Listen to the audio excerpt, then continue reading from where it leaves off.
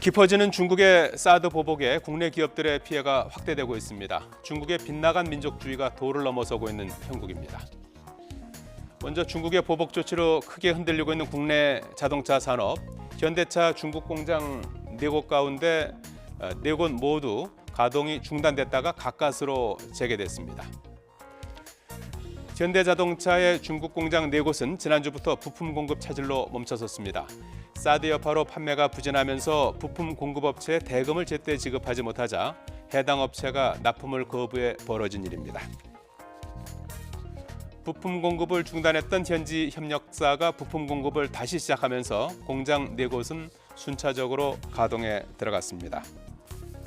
공장이 다시 가동됐지만 대금 지급이 이루어진 건 아닙니다. 이를 해결하기 위해서 현대차는 지금도 릴레이 협상을 진행하고 있습니다.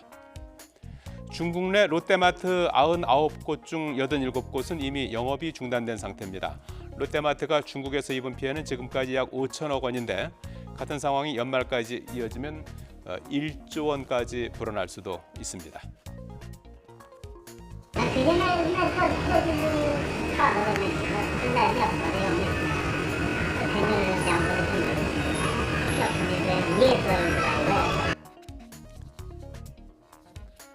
사드 보복의 여행업계에도 찬바람입니다. 중국의 사드 보복 여파로 지난달 우리나라와 중국 노선의 항공 여객이 지난해 같은 기간보다 45% 이상 급감한 것으로 나타났습니다.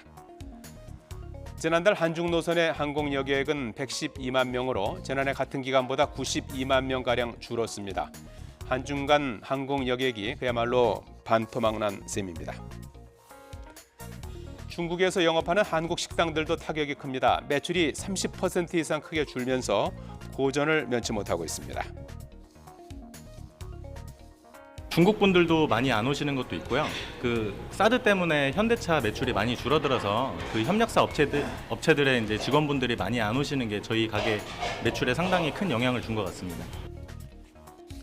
갈수록 심해져가는 사드 보복은 중국의 빗나간 민족주의 때문이라는 시각이 우세합니다.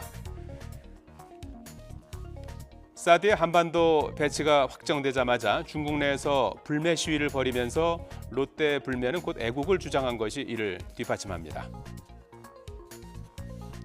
또 최근 중국에서 큰 인기를 끌고 있는 영화 전랑2에서도 중국의 민족주의가 고스란히 드러납니다.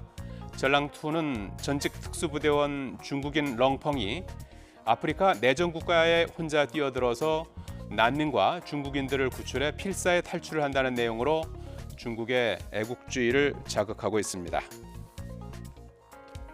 외신들도 이 같은 비평에 가세했습니다. 지난 4일 영국 BBC는 전랑2는 민족주의만 가득 찬 액션 영화라면서 누구든 중국을 건드리면 어디든 찾아가 죽이겠다는 대사가 대표적인 대사입니다.